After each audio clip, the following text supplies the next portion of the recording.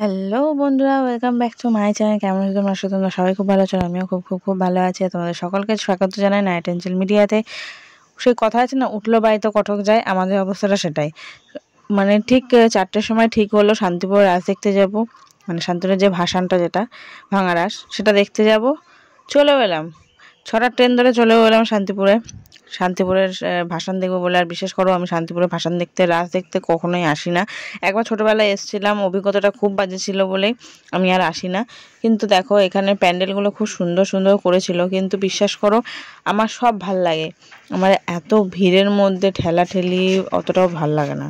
দেখো, ঠাকুর দেখতে গেলে, মেলায় গেলে ভিড় হয় ঠিক আছে, বাট এই যেখানে যে রাসের যে ভিড়টা, সেটা একদম অত্যাধিক হয়। মানে রাস্তা এমনিই সরু, তার মধ্যে দুধারে এমনভাবে বসে থাকে লোকজন রাস্তা জুড়ে, যে পুরো রাস্তা আরও ছোট হয়ে যায়।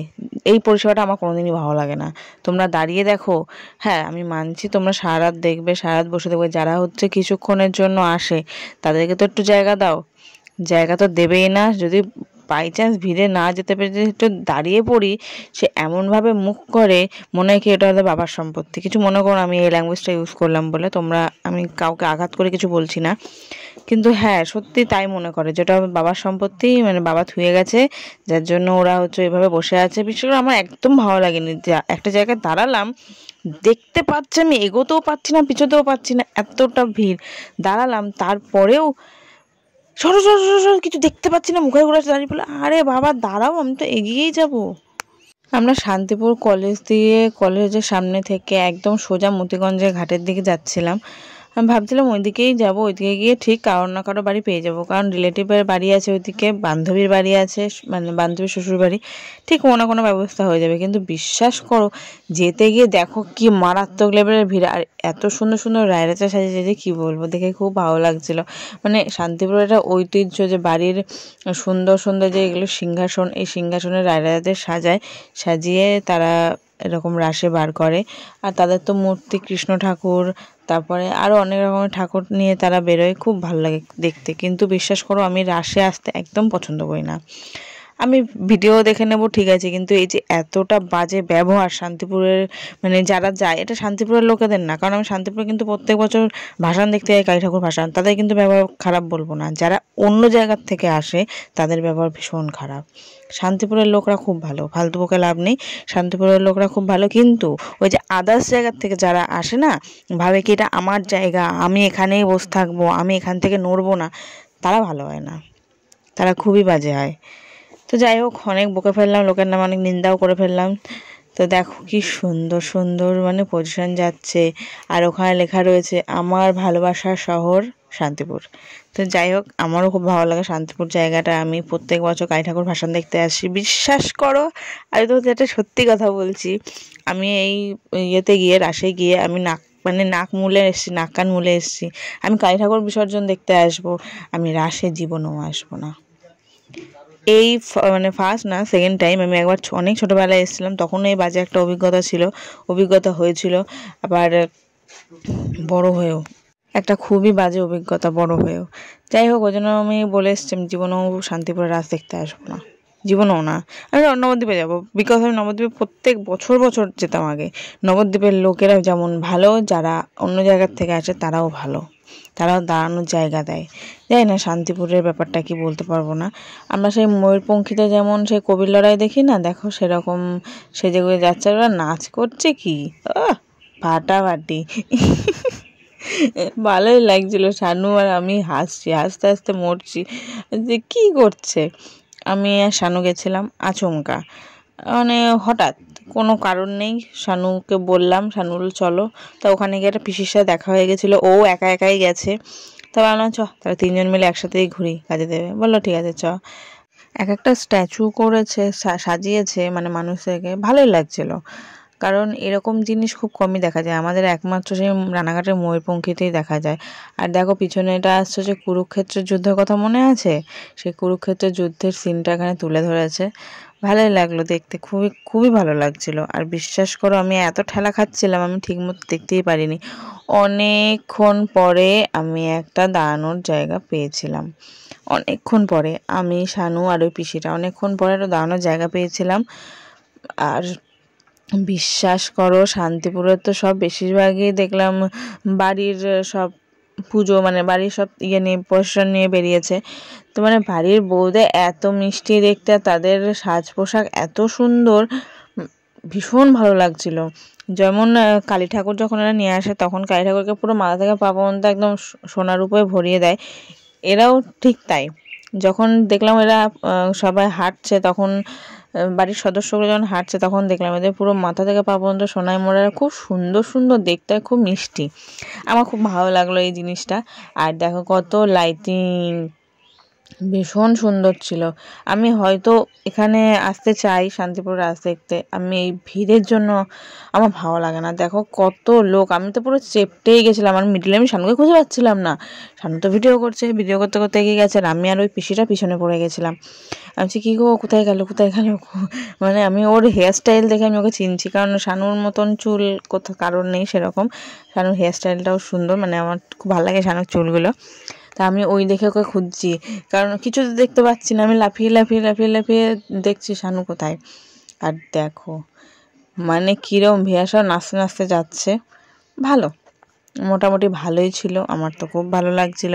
কিন্তু এক এক সময় মনে হচ্ছিলো যে আমি কেন এলাম, ভালো লাগছিলো, আবার মনে হচ্ছিলো আমি কেন এলাম, এত ভিড় দেখতে। বিশ্বাস করো অনেকে তো রাত্রির বেলা, মানে আমরা যে ট্রেনে ব্যাক করেছি, আমরা রাত্রিরে 12টার যে স্পেশাল ট্রেনটা দিয়েছিল ওই ট্রেনে ব্যাক করেছি। কিন্তু বিশ্বাস করো যখন আমরা ওই ট্রেনটা ধরতে গেলাম তখনও দেখি মানুষ এসেই যাচ্ছে এসেই যাচ্ছে, মানে শেষ আর নেই। আর আমরা ভাবছিলাম কখন আমরা বেরোবো এখান থেকে, কখন আমরা বাড়ি যাব, কারণ আমার ভালো লাগছিল না। বিশ্বাস করো আমার ভালো লাগছিল না, দেখতে ভালো লাগছিল কিন্তু ভিড়ে একবার এই দিক থেকে ঠেলা মারে একবার ওই দিক থেকে ঠেলা মারে, আমার একদম ভালো লাগছিল না ওই জিনিসটা। একটু যদি দাঁড়ানোর জায়গা দিত তাহলেও একটা ব্যাপার হতো, মানে আমি যেখানেই দাঁড়াচ্ছি, আমি কারোর মুখের সামনেও দাঁড়াচ্ছি না, ধরো আচমকা হাঁটতে হাঁটতে আমি দাঁড়িয়ে পড়ছি, মানে যেতে পারছি না, এগোতে পারছি না, সরো সরো সরো সরো, এরকম ব্যবহার একটা। এটা এটা তো আমার ভালো লাগে না। না, আমাদের যখন রানাঘাটে কোনো অনুষ্ঠান হয়, আগে যখন কার্নিভাল হতো, সেই কার্নিভালে কিন্তু যদি দূর থেকে লোক আসতো তাদেরকে আমরা দাঁড়ানোর জায়গা দিতাম, যে না তোমরা দাঁড়াও। কিন্তু বিশ্বাস করো এইখানে একদমই কি বলবো, আমি শান্তিপুরের লোকদের কোনোদিনই কিন্তু খারাপ বলছি না, কারণ ওরা ভীষণ ভালো, ওরা জায়গা দেয়, দাঁড়াতে দেয়। কিন্তু বিশ্বাস করো অন্য জায়গা থেকে যারা এসছে এখানে রাজ দেখতে, তারা অতটাও ভালো না, তারা জায়গায় দিচ্ছে না আর মুখ করছে। দেখো তার মধ্যে বেজপাড়া, আর হ্যাঁ তোমাদেরকে বলি, এই বেজপাড়া যখন ঢুকেছে তখন আমি একটা জায়গা পেয়েছিলাম। বিশ্বাস করো তারা এত ভালো, তাদের দোকানের সামনে দাঁড়াতে দিয়েছে, তারা একবারও বলেনি সরে যাও। ভীষণ ভালো, মানে আমি এতক্ষণ ধরে বলছিলাম যে ভালো না ভালো না, আমি যে বললাম শান্তিপুরের লোক ভালো, আদার্স জায়গা থেকে যারা আসে তারা ভালো না, তারা ভাই দাঁড়াতে জায়গা দেয় না। শান্তিপুরের লোক সত্যি সত্যিই খুব ভালো, যে এত সুন্দর একটা মানে রোড শো হয়, সেই রোড শোয়ে মানে দোকানের মধ্যেও মানুষকে বসতে দেয়, থাকতে দেয়। আর দেখো এখানে পুরো লাইভ শো হচ্ছিল, এই লাইভ শোটা দেখে শানুর তো চোখ কপালে উঠে গেছে। কারণ কেন তোমাদেরকে বলছি, লাইভ শো তো হচ্ছেই, মিউজিক তো চলছেই, মিডিলে রয়েছে দুখানা মেয়ে, একজন হচ্ছে হাতে কি বলে দুটো, আমার ঠিক নাম মনে আসছে না, যাই হোক মানে তোমরা দেখো, দেখলে তোমরা হয়তো বুঝতে পারবে, বাট আমার না নামগুলো মনে আসছে না, কি বেশ বলে পেটে আসছে তো মুখে আসছে না, যাই হোক খুব সুন্দর লাগছিল। বিশ্বাস করো শানু তো দেখে যে এত সুন্দরভাবে, এই যে এইটা যেটা এটা এটা তাও মেয়েরা বাজায় ঠিক আছে, কিন্তু যে কি বলে আমি না, কি বিশ্বাস করো আমার কিছুতেই পেটে আসছে তো মুখে আসছে না, এই জিনিসটা কিন্তু সব মেয়েরা বাজাতে পারে না, একটু দম লাগে, যার জন্য ভীষণ ভালো লাগলো। আমি শানুকে বললাম দেখেছো ট্যালেন্টের কমতি হবে না, বলে সত্যিই তাই, ভীষণ ভালো লাগছিলো। আর প্রতিমাগুলোকেও খুব সুন্দর লাগছিল, সুন্দর। আর এই একটা নতুনত্ব জিনিস দেখলাম, কি বলে এগুলোকে আমি জানি না, আগে আমরা দেখতাম বাঁশের মধ্যে দাঁড়িয়ে বাঁশের সাহায্যে সব হেঁটে হেঁটে বেড়াতো এত লম্বা লম্বা হয়ে, বাট এখন দেখছি অন্য রকম স্টাইল, এখন নতুনত্ব, এই সূর্যমুখীর মতো ফুল করেছে না কি করেছে জানি না, ভালোই ভালোই লাগলো দেখতে। নতুনত্ব জিনিস দেখাও ভালো, কারণ ওই একঘেয়ে জিনিস দেখতে দেখতে সবারই বোর হয়ে যেতে হয়, নতুনত্ব জিনিস মাঝে মাঝে দেখা সত্যিই খুব ভালো, উচিতও।